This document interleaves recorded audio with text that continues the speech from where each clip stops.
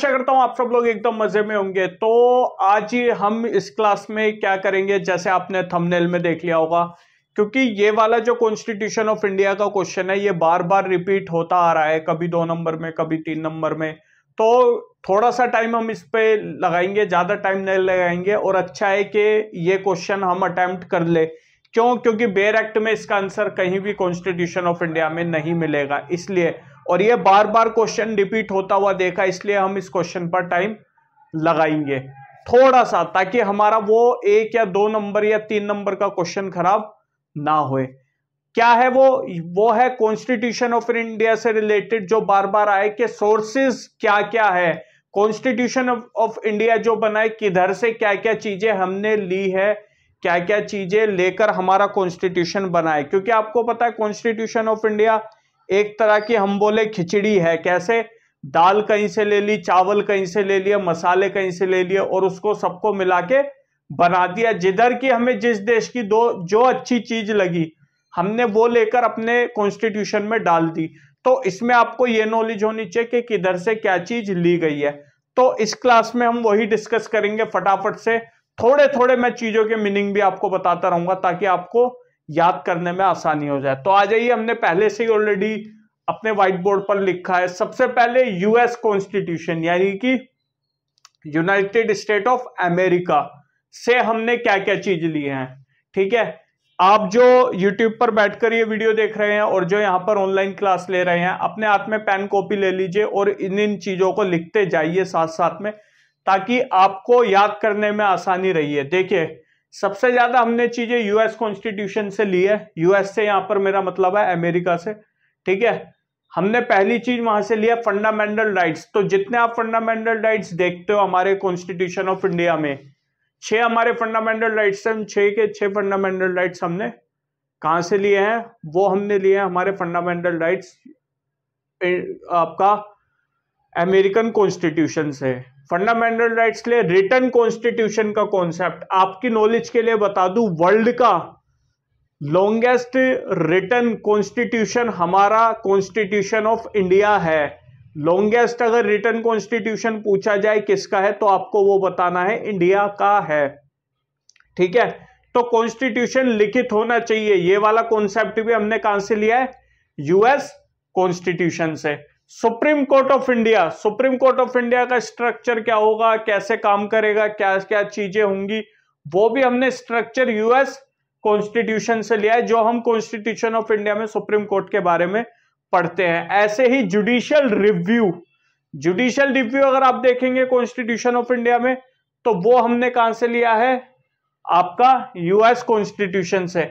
अगर आपको judicial review देखना है कहां पर दिया गया है, तो भाई आप शुरू के ही सेक्शंस में 12-13 सेक्शंस में ही आपको जुडिशियल रिव्यू के बारे में मिल जाएगा, स्पेसिफिकली वहां पर लिखा हुआ है। ऐसे ही independence of judiciary, independence of judiciary का कॉन्सेप्ट वो भी यूएस कॉन्स्टिट्यूशन से लिया गया है। अब इंडिपेंडेंस ऑफ जुडिशरी का मतलब क्या है यहां मैं बता देता हूं। इंडिपेंडेंस ऑफ जुडिशरी का मतलब यह है कि भैया जुडिशरी पर किसी का कंट्रोल नहीं होगा, ना ही आपकी एग्जीक्यूटिव बॉडी का और ना ही आपकी लेजिस्लेटिव बॉडी का। एग्जीक्यूटिव बॉडी क्या होती है और लेजिस्लेटिव बॉडी क्या होती है? लेजिस्लेटिव बॉडी वो होती है जो लॉ बनाती है, एग्जीक्यूटिव बॉडी उसको इंप्लीमेंट करती है, और जुडिशरी, जुडिशरी जो जुडिशियल बॉडी है उसका काम होता है उस लॉ को प्रोटेक्ट करना।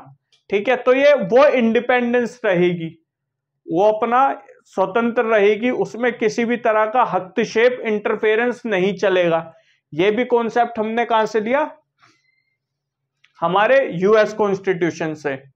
ठीक है, बाइकैमरलिज्म, ये भी हमने कॉन्सेप्ट कहां से लिया? हमारे यूएस कॉन्स्टिट्यूशन से।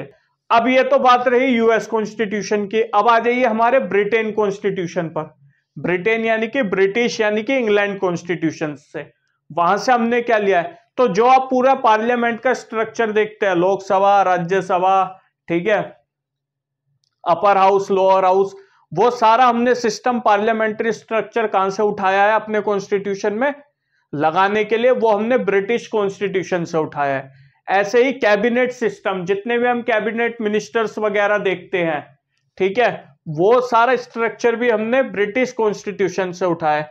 रूल ऑफ लॉ के बारे में अगर बात करें तो रूल ऑफ लॉ का जो कॉन्सेप्ट है, ठीक है, वो भी हमने ब्रिटिश कॉन्स्टिट्यूशन से उठाया है। ठीक है, ऐसी आ जाइए ऑस्ट्रेलियन कॉन्स्टिट्यूशन।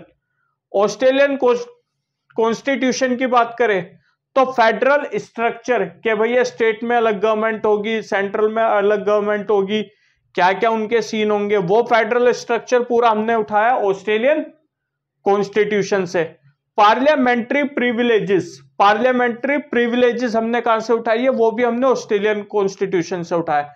पार्लियामेंट्री प्रिविलेजेस क्या होते हैं कि भाई अगर पार्लियामेंट के अंदर जो दोनों हाउसेस चलते हैं, उन हाउसेस जब वो चल रहे हैं, कोई भी उस प्रोसीडिंग में कुछ भी बात कहता है तो उसके खिलाफ उन बातों को लेकर केस नहीं किया जा सकता है किसी भी कोर्ट में। ये एक तरीके का पार्लियामेंट्री प्रिविलेजेस है।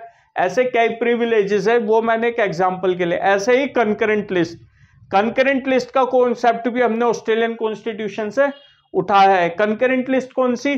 3 तरह की लिस्ट होती है, यूनियन लिस्ट, स्टेट लिस्ट और कंकरेंट लिस्ट। यूनियन लिस्ट में सिर्फ यूनियन गवर्नमेंट को पावर है लॉ बनाने की, स्टेट लिस्ट में स्टेट गवर्नमेंट को पावर है लॉ बनाने की, और कंकरेंट लिस्ट में यूनियन गवर्नमेंट भी लॉ बना सकती है और स्टेट गवर्नमेंट भी।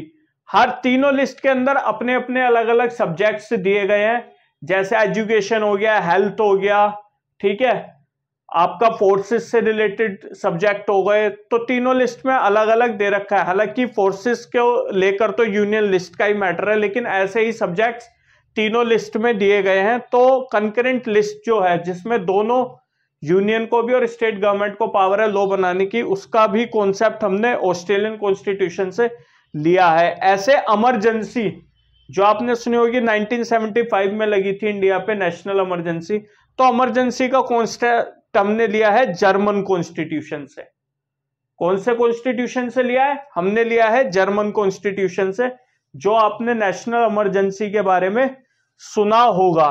तो ये स्ट्रक्चर है, फटाफट से उतार लीजिए इसको, ठीक है। इसके बाद हम कुछ और चीजों के बारे में भी पढ़ेंगे, फटाफट से जल्दी इसको उतार लीजिए।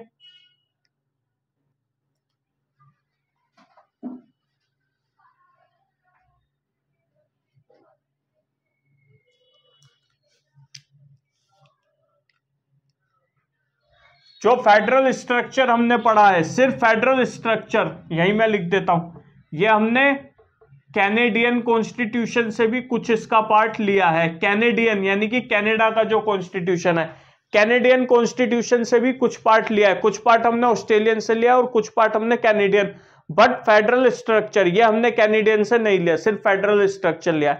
एक चीज इसको ध्यान रखना, ठीक है।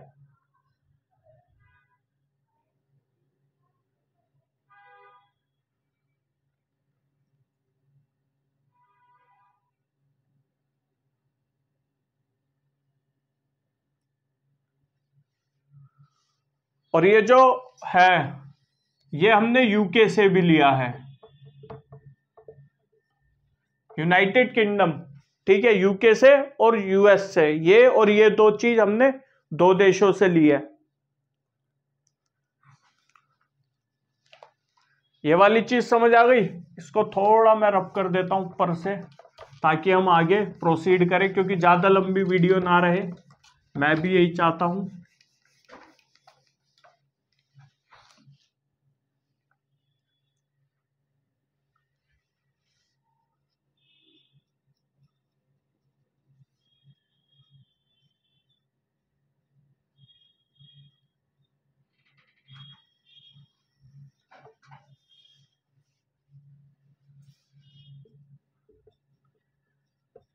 डायरेक्टिव प्रिंसिपल्स,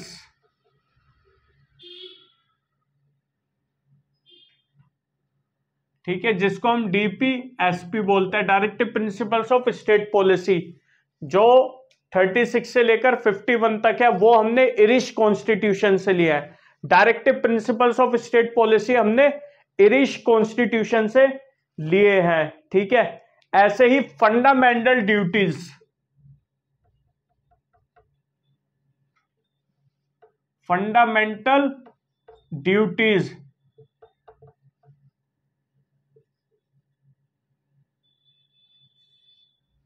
ये हमने लिए यूएसएसआर से।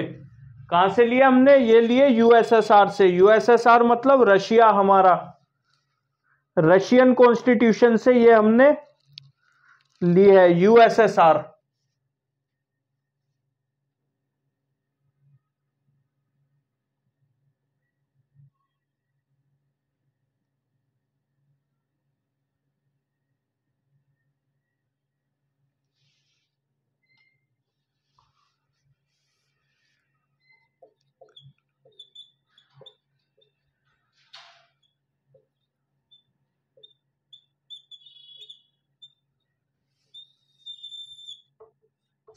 ये जो साउथ अफ्रीकन कॉन्स्टिट्यूशन है, यानी कि साउथ अफ्रीका का जो कॉन्स्टिट्यूशन है, यहां से हमने क्या कॉन्सेप्ट लिया है? यहां से हमने ये लिया है कॉन्सेप्ट कि अगर हमको अमेंडमेंट करना है तो अमेंडमेंट में हमें 2/3 की मेजोरिटी चाहिए अमेंडमेंट करने के लिए कॉन्स्टिट्यूशन ऑफ इंडिया में। अमेंडमेंट करने के लिए 2/3 की मेजोरिटी चाहिए पार्लियामेंट में। ये कॉन्सेप्ट हमने लिया साउथ अफ्रीकन कॉन्स्टिट्यूशन से। तो ऑलमोस्ट हमारे लगभग सभी कॉन्स्टिट्यूशन ऑफ इंडिया के वो पार्ट कंप्लीट हो चुके हैं जिसमें बताया गया कि कौन सी चीज कहां से ली गई है। इसको लर्न करके जरूर जाना, क्योंकि याद करने से ये है कि अगर इससे रिलेटेड क्वेश्चन आने की हाई प्रोबेबिलिटीज है, आने के चांसेस अच्छे खासे हैं, तो इससे अगर क्वेश्चन आएगा तो इजिली आप उसका आंसर कर सकेंगे, क्योंकि बेयर एक्ट में भी इसके बारे में कहीं भी नहीं है। तो ठीक है, मिलते हैं हमारी नेक्स्ट वीडियो में, तब तक के लिए नमस्कार।